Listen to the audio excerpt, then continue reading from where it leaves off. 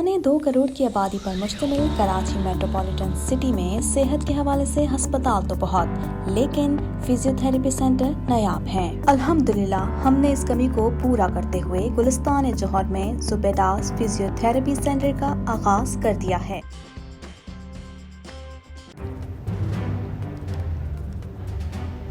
Islamic Finance TV, the only TV channel of the fastest growing Islamic economy in the world and the prime mover of Islamic finance news. Follow us on our social media handles and watch our reports and educational program at www.islamicfinancetv.com. For advertisement, please contact us at islamicfinancetv@gmail.com.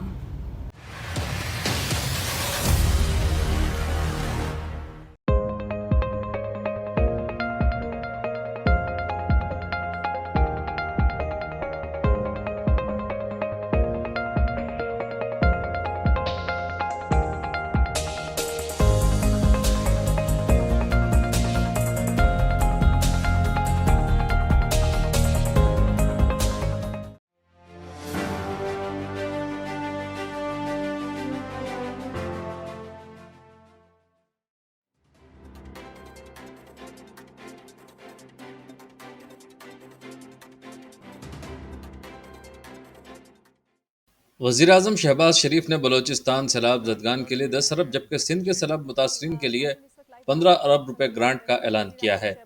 दौरा Qatar से वापसी के बाद वज़ीर-ए-आज़म सैलाब से मुतासरा इलाकों के मुसलसल दौरे पर हैं।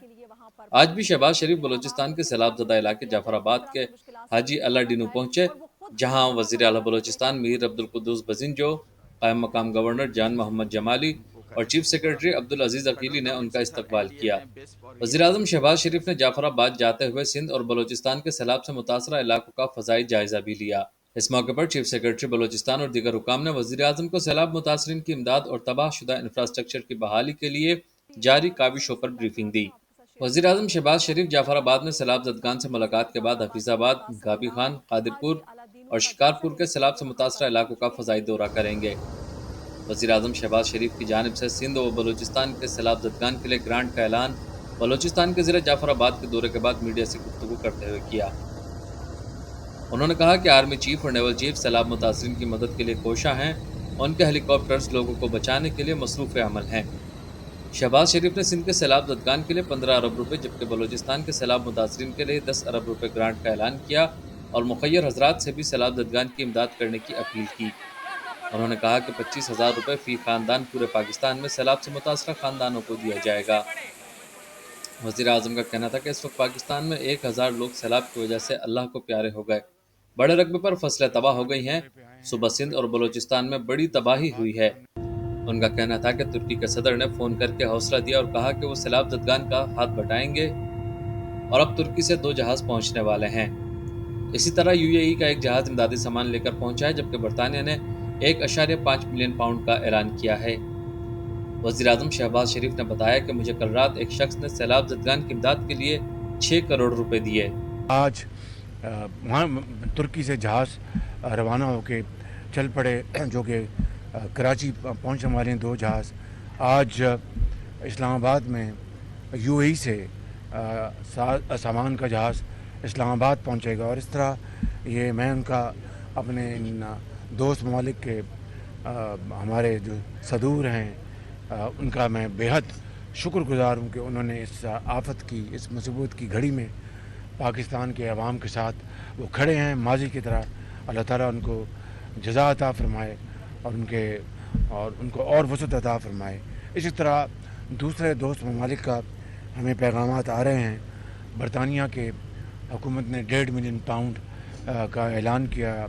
हम सब इस मुसीबत की घड़ी में जहाँ से हमें मदद मिल रही है हम उनके शुक्रगुज़ार हैं और उनके हर तरीके से उनके ममनून हैं कि इस आड़े वक्त में, वो मुसीबत के वक्त में करोड़ों पाकिस्तानियों के लिए वो इमदाद जो भिजवा रहे हैं वो दीन और दुनिया दोनों कमाएंगे।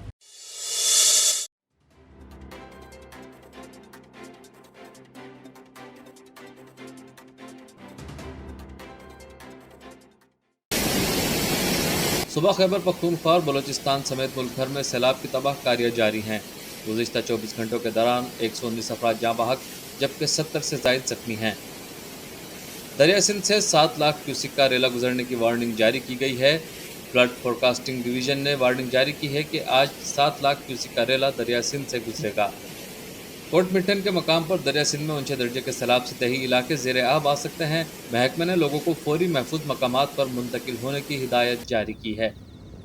میڈیا رپورٹ کے مطابق ملک بھر میں مسلسل بارشوں کے بعد سیلاب سے ہلاکتوں کی تعداد 1033 سے تجاوز کر گئی ہے۔ گزشتہ 24 گھنٹوں کے دوران سندھ میں 74، خیبر پختونخوا میں 31، پنجاب میں 1، بلوچستان میں 4، گلگت بلتستان 6 اور آزاد کشمیر میں بھی ایک شخص زندگی کی بازی ہار گیا۔ نیشنل ڈیزاسٹر مینجمنٹ اتھارٹی کی جانب سے جاری کردہ اعداد و شمار کے مطابق بارشوں کے بعد سیلاب سے جاں بحق ہونے والوں میں 32 بچے، 56 مرد اور 9 خواتین شامل ہیں، جبکہ متاثرین کی تعداد 57,73,000 تک پہنچ چکی ہے۔ گزشتہ 24 گھنٹوں کے دوران سیلاب کے سبب 9,49,000 گھر، 7,19,000 سے زائد لائف اسٹاک سیلاب کی نذر ہو چکے ہیں۔ 2,67,719 گھر ملیا میٹ، 3,116 کلومیٹر شاہراہ ہیں، 149 اسکول سیلاب میں بہہ گئے۔ سندھ میں 49 لاکھ، پنجاب میں 4,50,000، بلوچستان میں 3,60,000 افراد سیلاب سے متاثر ہوئے ہیں۔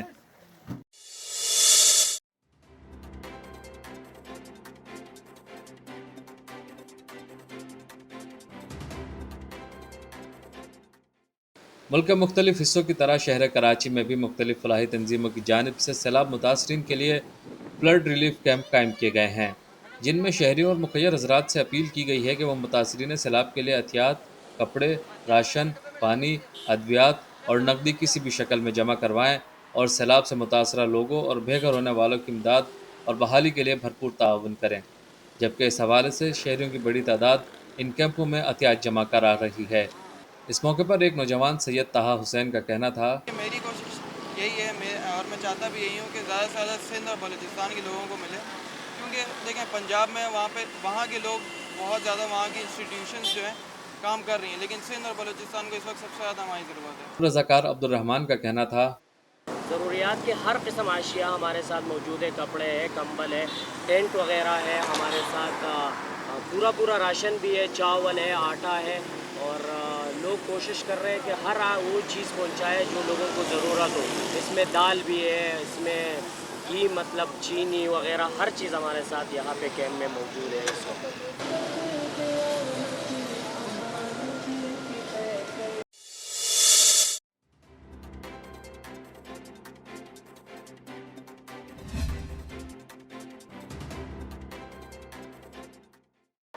پاک انڈیا میچ کے حوالے سے شہریوں میں خاصا جوش و خروش پایا جا رہا ہے۔ شہر میں مختلف مقامات پر بڑی اسکرینوں پر میچ دکھانے کے لیے خصوصی انتظامات کیے گئے۔ اسی سلسلے میں آرٹس کونسل میں بڑی اسکرین لگائی گئی، جہاں شہریوں نے میچ دیکھا اور خوب محظوظ ہوئے۔ ایشیا کپ میں پاکستان اور بھارت کے درمیان بڑے مقابلے کے لیے دونوں ٹیموں نے بھرپور تیاری کی ہے۔ میچ کے ٹکٹ نایاب ہو گئے۔ کراچی میں آرٹس کونسل میں بڑی اسکرین پر ہائی وولٹیج ٹاکرا دکھانے کا خصوصی اہتمام کیا گیا۔ ایشیا کپ میں پاکستان صف اول کے فاسٹ بولر شاہین شاہ آفریدی اور محمد وسیم جونیئر کی خدمات سے محروم ہے۔ محمد وسیم کی جگہ حسن علی کو متبادل کے طور پر اسکواڈ میں شامل کیا گیا ہے۔ واضح ہے کہ گزشتہ سال اسی گراؤنڈ میں پاکستان نے بھارت کو 10 وکٹوں سے شکست دے کر دنیا کو حیران کر دیا تھا۔ اس بار بھارتی ٹیم شکست کا بدلہ لینے کے لیے بے چین ہے۔